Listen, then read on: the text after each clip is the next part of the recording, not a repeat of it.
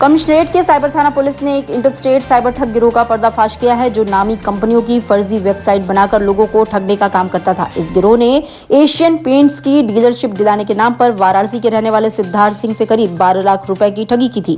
Police ने इस मामले में 3 साइबर अपराधियों को बिहार के नालंदा से गिरफ्तार किया है, जो कि बहुत ही टेक्निकली काबिल थे। इन्होंने एक फर्जी एशियन पेंट्स की वेबसाइट बनाई, जिसमें वो कस्टमर्स को लालच देते थे कि हम आपको एशियन पेंट्स की डीलरशिप दिलवा देंगे, और रजिस्ट्रेशन फ़ीस, सिक्योरिटी फ़ीस और तमाम प्रकार की फ़ीस से इन लोगों ने लाखों की कमाई की है।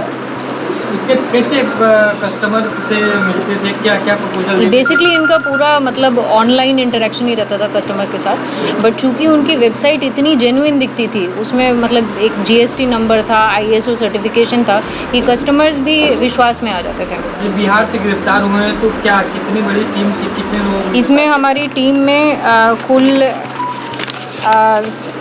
टोटल हमारी 2 टीम थी। इसमें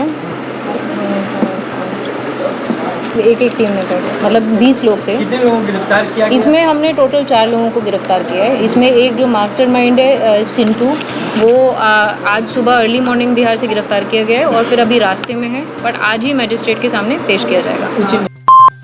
काशी हिंदू विश्वविद्यालय में शुक्रवार को उस समय हड़कंप मच गया जब एक छात्र कुलपति आवास के सामने धरने पर बैठ गया। छात्र शिवम सोनकर ने विश्वविद्यालय प्रशासन पर भेदभाव का आरोप लगाते हुए PhD में प्रवेश देने की मांग की।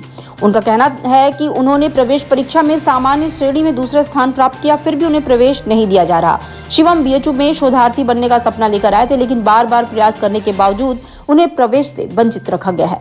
काशी हिंदू विश्वविद्यालय के लिए शोध में आवेदन किया था। मेरे विभाग में 7 सीटें थीं, इसमें से सिर्फ 4 सीटों पर दाखिला दिया गया है बच्चों को, 3 सीटें रिक्त छोड़ दी गई। जब मैंने विभाग से इस चीज़ की जवाब मांगा तो उन्होंने कहा कि आप मुख्य परीक्षा नियंत्रक कार्यालय जाइए। जब मैं कार्यालय गया, मुख्य परीक्षा नियंत्रक कार्यालय गया, तो मुझे बोला गया कि आप अपने विभाग जाइए। मैं पिछले 1.5 दिनों से विभाग से मुख्य परीक्षा नियंत्रक कार्यालय से विभाग दौड़ रहा हूँ, लेकिन मुझे न्याय नहीं। मैं बस ये जानना चाहता हूँ, जो मेरे विभाग में 3 सीटें खाली हैं, उसमें बच्चों को दाखिला क्यों नहीं दिया गया? ये सिर्फ मेरे विभाग का हाल नहीं है, कई सारे अन्य विभाग ऐसे हैं जहाँ पर सीटें खाली हैं और उनको रिक्त छोड़ दिया गया है। वो सीटें क्यों खाली छोड़ी गई हैं? उस पर किसका डिफेंड होगा? क्या किसी अपने भाई भतीजे करेंगे या किसी अपने परिवार करेंगे? मैंने जब अपना रिजल्ट देखा तो मैंने पाया कि जो है कि मेरी रैंक जो है कि समान श्रेणी में, मैं दलित श्रेणी से आता हूँ, मेरी समान श्रेणी में रैंक ये देखिए 2 है, ठीक है ना। मैं दलित श्रेणी से आते हुए मैंने समान श्रेणी में 2 रैंक हासिल की है। मैंने पूछा, सर आपने मेरा दाखिला क्यों नहीं किया? बोले कि अब ये आप किसी और से पूछिए।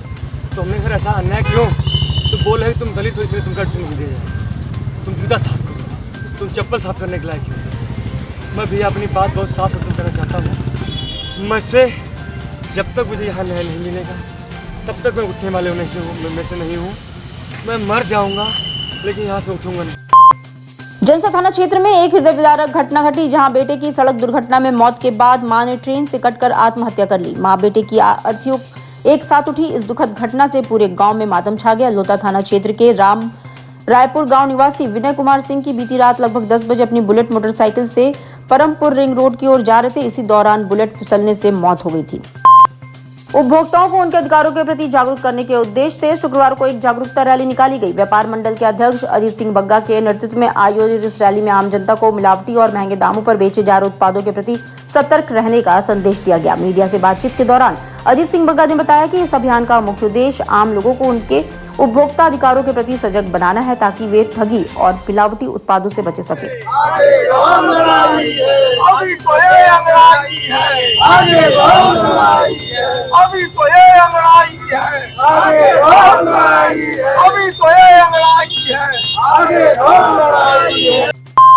काशी हिंदू विश्वविद्यालय के ज्योतिष विभाग द्वारा आयोजित 3 दिवसीय अंतर्राष्ट्रीय संगोष्ठी के दूसरे दिन विभिन्न सत्रों में ज्योतिष, पंचांग, विवाह, मेलापक और धार्मिक परंपराओं पर गहन विमर्श हुआ।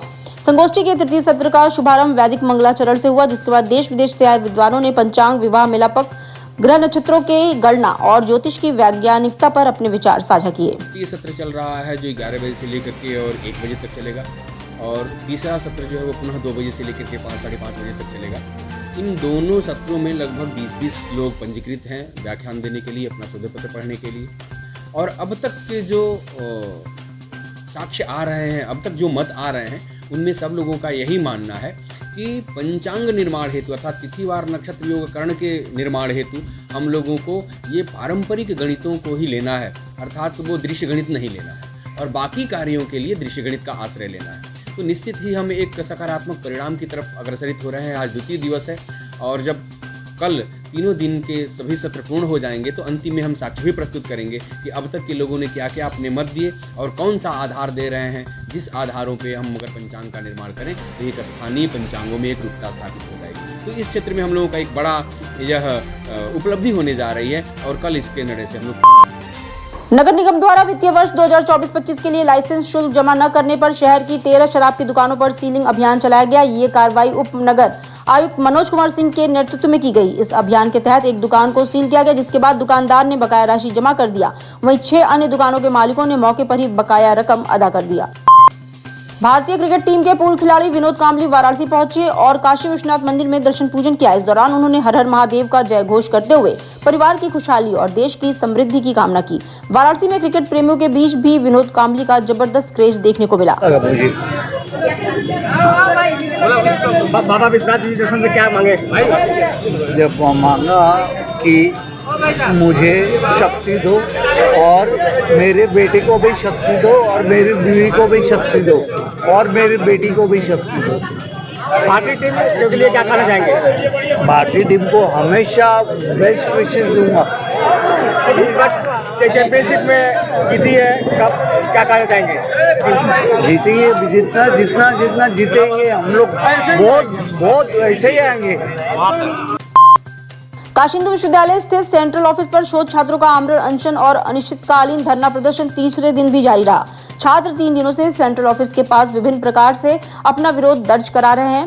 प्रथम दिन बीएचयू प्रशासन से वार्ता विफल रहने के बाद अनिश्चितकालीन छात्रों का धरना प्रारंभ हो गया था। छात्रों ने परिसर में प्रशासनिक अधिकारियों की सद्बुद्धि के लिए बुद्धि शुद्धि यज्ञ भी किया। कोई सबूत नहीं लिया जाता है, मीटिंग पे मीटिंग, कहने को मीटिंग चलते रहती है, वहाँ कोई निष्कर्ष नहीं निकाला जाता है। प्रोफेसर संजय कुमार जो कि रेक्टर हैं, उनके पास पर्याप्त बल नहीं है कि अपने जो भी कर्मचारी हैं उनको डांट के कह सकें कि धांधली नहीं होनी चाहिए। और कुल मिला के आज बीएचयू पूरे अधर में चल रहा है। क्या हम लोगों ने लगातार अपनी मांगों को बुलंद किया है और आज उसी में बुद्धि शुद्धि यज्ञ का आयोजन था कि क्या पता हम लोग से ना हो पाए तो शायद देवता प्रकृति इन लोगों को सद्बुद्धि दे और पीएचडी में जो भी धांधली हो रही है उसे जल्द से जल्द मिटाया जा सके। इन लोगों का अगर बातें आप लोगों ने नहीं मानी गई तो क्या करेंगे?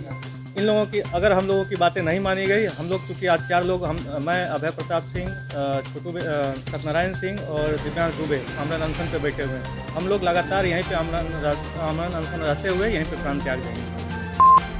भारत रत्न उस्ताद बिस्मिल्लाह खां की 109वीं जयंती के अवसर पर शुक्रवार को सिगरा स्थित दरगाह फातिमा में उनके कब्र मकबरे पर विशेष कार्यक्रम आयोजित किया गया। ये आयोजन बिस्मिल्लाह खां फाउंडेशन द्वारा किया गया, जिसमें बड़ी संख्या में संगीत प्रेमी, गणमान्य लोग और प्रशंसक शामिल हुए। सभी ने बिस्मिल्लाह खां को श्रद्धा सुमन अर्पित किया। कि 109वीं जयंती आज ही के दिन बिहार के बक्सर डुमरांव में जन्म लिया एक साधारण से परिवार में, और आज हमारे बीच में वो नहीं है, उनकी जन्मदिन मना रहे हैं। बिस्मिल्लाह खां साहब जिन्होंने अपने पूरे जीवन में 2 काम किया।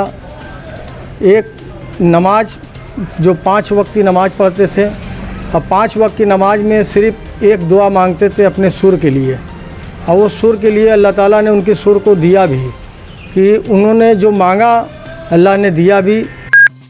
जिलाधिकारी एस राजलिंगम ने शुक्रवार को NH 731 का निरीक्षण कर चौड़ीकरण में आ रही बाधाओं का जायजा लिया और अधिकारियों को आवश्यक दिशा निर्देश दिए। उन्होंने अकेलवा रिंग रोड से बड़ौरा बाजार, ककरहवा, गजेरपुर, भीशमपुर और बजरंग नगर कसेटी के विभिन्न निर्माण कार्य बाधित स्थलों पर पहुंचकर लोगों से संवाद किया तथा उनकी स्ट्रक्चर, जमीन और भुगतान व सर्कल रेट से संबंधित समस्याएं सुनी और समाधान के लिए अधिकारियों को निर्देशित किया।